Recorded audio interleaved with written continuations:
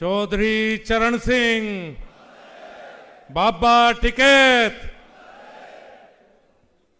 एक बार 8-9 साल पहले की बात है, सम्मानित मंच कह दूं चूंकि सारे चौधरी बैठे, जिसका नाम नहीं लूंगा और उस जगह, चूंकि जितने बड़े चौधरी ऊपर बैठे उससे बड़े चौधरी नीचे बैठे तो दिक्कत हो जाएगी। इस बात से सब बराबर हैं यहाँ ना कोई नेता है ना अभिनेता है, बड़े जरूर हैं, बुजुर्ग हैं, उनका सम्मान है। 8-9 साल पहले 2 लड़के दिल्ली मेरे से मिलने आए। मेरा मिलने का बैठने का बाहर ही कोई अपॉइंटमेंट है नहीं, अगर दिल्ली हूं तो सबसे मिलने का रहता है।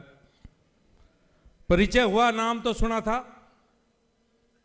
PS कलवानिया और राम अवतार पलसानिया, लेकिन दोनों में मैं आज भी कंफ्यूज रहूं कौन सा। 9 साल हो गए मिलते मिलते। दोनों भाई मिलने आए, इन्होंने कहा जी हम समाज के बीच में काम करते हैं। मैंने कहा बहुत बढ़िया भाई, राजस्थान के रहने वाले हैं, थोड़ा पश्चिम उत्तर प्रदेश का तो हरियाणा से टच रहे, राजस्थान से थोड़ा कम रहे, थोड़ी रिश्तेदारी भी कम है, आना जाना भी थोड़ा कम रहे।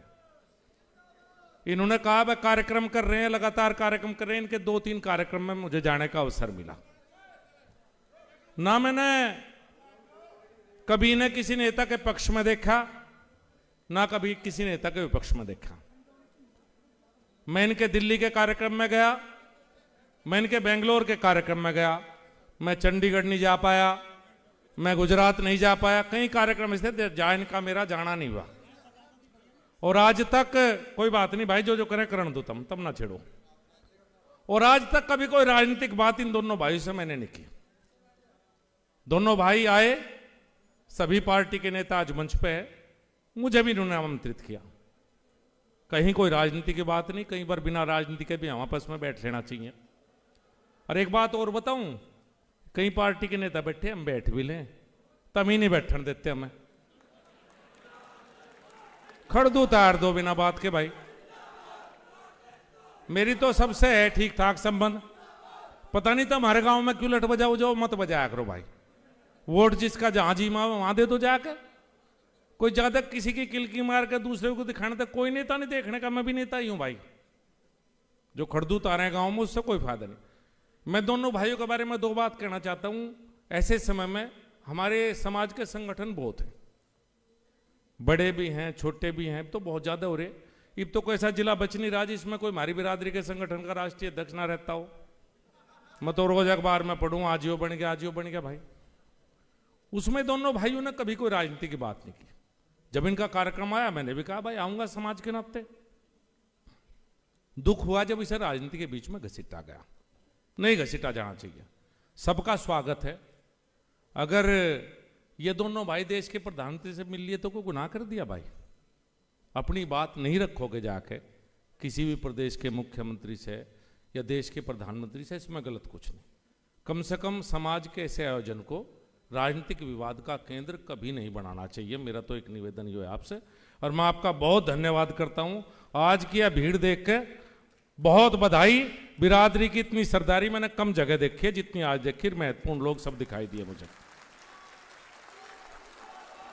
और मेरे छोटे भाई गौरव चौधरी ने इसमें विशेष रूप से मेहनत की। छोटे भाई का अभिनंदन, बहुत बहुत आशीर्वाद, भगवान करेगा आगे बढ़ेगा। बहुत बहुत आशीर्वाद इससे छोटे भाई को। मंच से बहुत समझाने की बातें हुई तो हमारे एक बुजुर्ग की मेरे बात याद आ गई। अभी हमारे अमेरिका से भाई आए थे, दैया साहब, इन्हें भी बहुत समझाया आपको। यशपाल मलिक जी ने भी खूब समझाया हमारे बड़े भाई ने। तो मेरे एक बात समझ में आ गई जी कि भाई जाट को समझाया नहीं जा सकता, इन्हें तो सिर्फ भगाया जा सके, समझाने का खाना तो इनमें है नहीं बिल्कुल भी। तो मैं ज्यादा समझदारी की कोई बात तो करना नहीं चाहता। हाँ, 2-3 बात ज्यादा नहीं कहना चाहता, 2-3 बात। भाई ये राष्ट्रवादी कौम है, जब भी देश को आवश्यकता पड़ती है ये बिरादरी, जिसे किसान बिरादरी कहा जाए, हमेशा आगे रहती है। चाहे देश की रक्षा का मामला हो और चाहे देश के मान सम्मान का मामला हो। जब हमारे खिलाड़ी पदक लेकर आए, ये बिरादरी हमेशा सबसे आगे रहती है, सबसे आगे बढ़ के काम करती है। और जब भी कोई राष्ट्र हित की बात आओगी तो पहला मामला मैंने देखा कि हम अपनी पार्टीबाजी बीच में छोड़ दें। जब राष्ट्र की बात आवे जब पार्टीबाजी छोटे हैं, उसके बिना तो हम छोड़ते नहीं पार्टीबाजी, उसके बिना तो हमारा पार्टीबाजी का झंडा हमेशा ऊपर रहता ही है। मलिक साहब ने कुछ बात कही, मैं भी आज कुछ बात कहना चाहता हूं कि पहली बार शुरू हुई, और बिना किसी की आलोचना कहना चाहता हूं, बिल्कुल राजनीतिक मंच नहीं है और राजनीति की बात कोई नहीं करूंगा। और वैसे भी क्रांति धारा पर हूं, 1857 की क्रांति का आगाज इसी शहर से हुआ, और भाई पश्चिम उत्तर प्रदेश की राजधानी भी है मेरठ। मेरे तो उम्मीद है कि एक न एक दिन पश्चिम उत्तर प्रदेश अलग बनेगा और मेरठ उसकी राजधानी होगा। मैं तो इस सपने को बहुत दिन से देख रहा हूं। इस बात को कहते हुए ज्यादातर लोग डरते हैं, चाहे वो किसी भी पार्टी का हो, पर मैं थोड़ा कम डरूं, और कम डरूं और ज्यादा बोल दूं, इसीलिए राज्य मंत्री हूं। मेरी साथ के बहुत ऊपर जा लिए, बहुत बड़े बड़े पदों जा लिए, लेकिन मैं जाऊं, मैं पूरी तरह से संतुष्ट हूं। तो मुझे उम्मीद है कभी न कभी मेरठ जरूर राजधानी बनेगा। मलिक साहब ने आरक्षण की बात की, जो इस समाज की दुखती हुई रग है। मैं भी थोड़ा बहुत इस मामले से जुड़ा रहा, ज्यादा तो नहीं जुड़ पाया, क्योंकि मेरे से बड़े बहुत बैठे मंच पर भी और लोगों ने बहुत काम किया, और सबने अपनी सीमाओं में रहकर काम किया होगा, मुझे इस बात का विश्वास है। 2000 मुझे पे एक आरोप लगाया जा, हमारे उसमें मेरा भी नाम आता है, इसलिए आपके सामने कहना जरूरी है।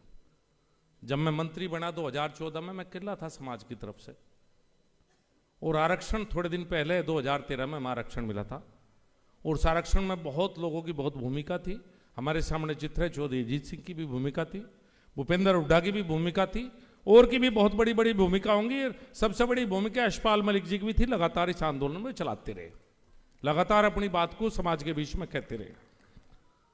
बात यह है कि पैरोकारी ये आंदोलन ये कोर्ट में पहुंच गया, और वह कोर्ट में किसने पहुंचाया और क्यों पहुंचाया मैं इस मंच से नहीं कहना चाहता, लेकिन इस बात का आपको अध्ययन करना चाहिए कि कोर्ट में मुकदमा करने वाले कौन लोग थे।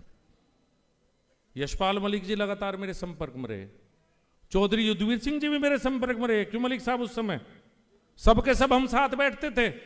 उस समय नानू थे कि अलग अलग आरक्षण संघर्ष समिति अलग अलग वो है।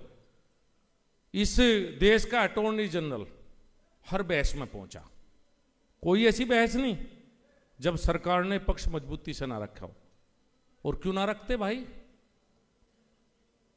प्रदेश में किसने दिया? राम प्रताप जी ने। देश में सबसे पहले किसने दिया? अटल बिहारी वाजपेयी ने। और मैं एक बात कहता हूं, मैं इतना समर्थ तो हूं नहीं कि मैं किला इस काम को करवा पाऊं, इतनी ताकत मेरे अंदर नहीं है, मैं स्पष्ट कहता हूं।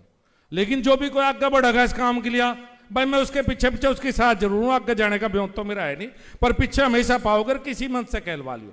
और यह जरूरी भी है, उत्तर प्रदेश का फायदा हम सब लोग देख रहे हैं। लेकिन समाज का काम है तो समाज के लोगों को आगे रहना चाहिए, और राजनीतिक लोगों को कभी कभी इन मुद्दों पे थोड़ा सा पिछाड़ी खींचनी चाहिए, पीछे रहना चाहिए। तो ज्यादा समझदारी की बात तो मैं कहने का नहीं, क्यों पीछे तक कोई किलकी मार देगा, बढ़िया प्रोग्राम चल रहा, बढ़िया प्रोग्राम चलता चलता इस प्रोग्राम में गड़बड़ हो जाएगा। लेकिन मैं यह बात वाकई कहूं, और मेरा सभी पार्टियों के नेताओं से संपर्क रहता है, मेरे सबसे संबंध अच्छे हैं जी। कोई पार्टी का ऐसा नेता नहीं, चाहे मेरे समाज का हो या दूसरे समाज का हो।